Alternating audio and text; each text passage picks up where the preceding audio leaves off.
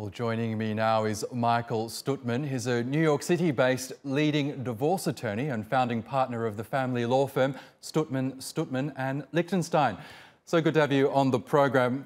News of this divorce has really captured everyone's imagination because of the sheer wealth that's involved here, $137 billion worth, according to Bloomberg. How much is Mackenzie Bezos likely to walk away with? Will she become the world's richest woman, as everyone is expecting? Well, that's hard to say, Oscar.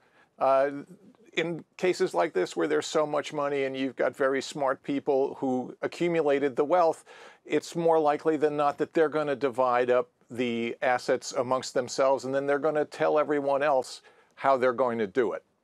And if it is a 50... So whether it... Sorry, go ahead, yes. Go ahead. No, I mean, if it's a 50-50 division, it's a 50-50 division of what? These people probably have a lot of commitments with respect to their money, starting with his Day One or their Day One Foundation, what they started off by pledging, I think it was $2 billion. I'm sure they have other philanthropic interests. They have concerns about passing their wealth on to future generations of their family and perhaps others. So there's really no telling exactly how much is going to be left in the pot. The fact of the matter is, though, there's going to be a lot.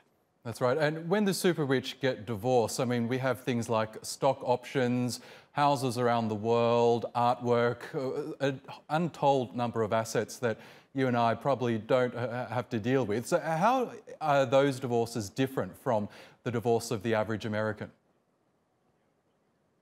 Well, they're easier than the average American, and I suspect they're easier than the average anybody.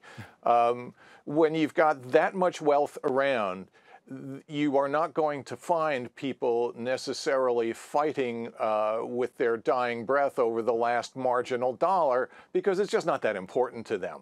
I mean, if you've got a couple, the so-called average couple, and let's say we're here in New York City, and they've got, you know, $1 million, maybe $2 million worth of a net worth, the last $50,000 or $100,000 is really going to make a difference in their life.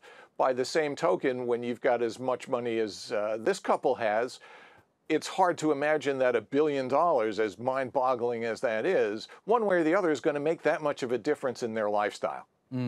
We've also seen in recent years the rise of tech billionaires as startups become billionaire ventures seemingly overnight. Has that led to the rise in prenuptial agreements among the super rich?